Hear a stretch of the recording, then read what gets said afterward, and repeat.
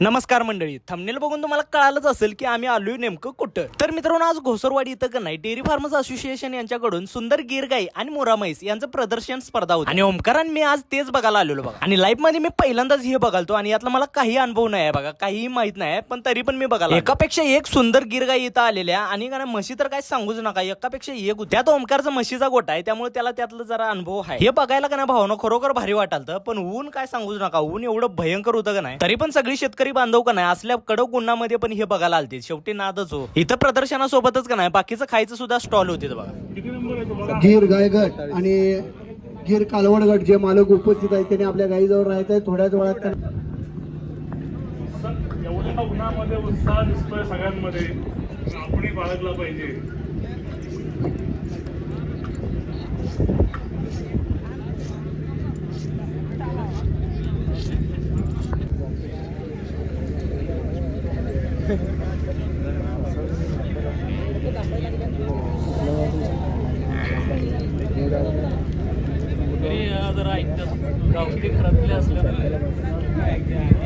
आज आता इथं मला अशी परिस्थिती जाणवली, खाली बघितलं तर इतकं हिरवं आहे, इथं डायव्हर्सिटी आहे. तरी पण ह्या उन्हातानात तुम्ही सगळे आलेले आहात. तुमचं ह्या स्पर्धेसाठी मी गोकुळ आणि या आयोजकांच्या मनाचं स्वागत करतो. धन्यवाद.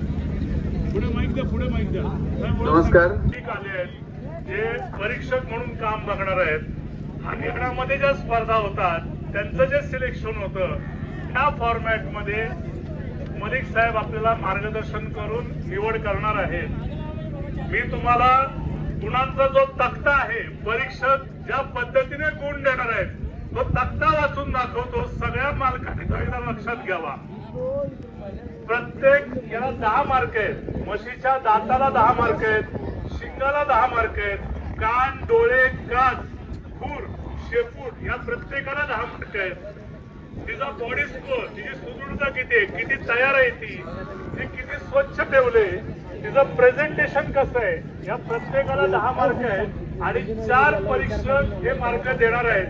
त्यामुळे निवड ही योग्यच होईल. आता जजिंगला सुरुवात होते असं मी डिक्लेअर करतो. जज साहेब तुम्ही काम सुरू करा.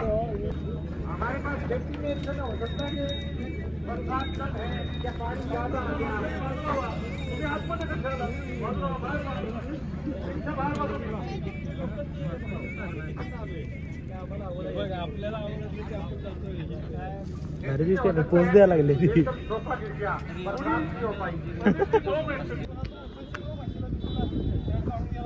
बोलिए.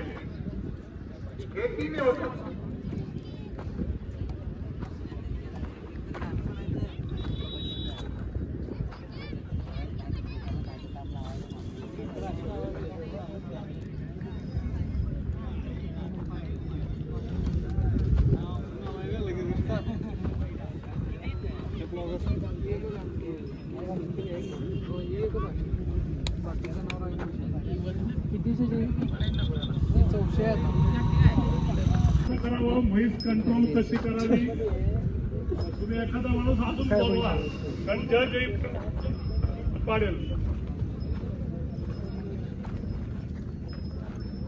आपलं पशुधन आपल्या हातामध्ये कंट्रोल झालं पाहिजे, त्याला आपल्या मायेचा स्पर्श कळला पाहिजे, आपण ते शांत करता आलं पाहिजे.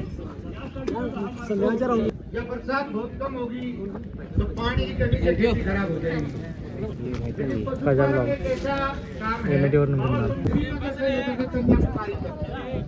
जितना भी पशुपालक डेयरी का किसान है वो प्रत्येक किसान स्टार्ट की थी मेरे भारत से. और आज हरियाणा उत्तर प्रदेश किसी रिकॉर्ड की बात करता है तो पूछते कि लाइन में कब हुई थी. मैं चाहता हूँ वो दौर महाराष्ट्र के अंदर भी आए.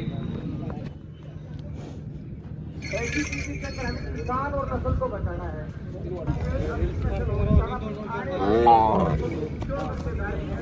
उनका भविष्य सुरक्षित करके जा रहे हैं.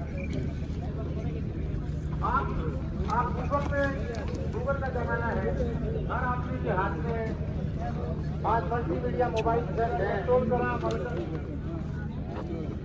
आप उसमें सर्च करके देखेंगे जो क्रोप फार्मर है, खेती करने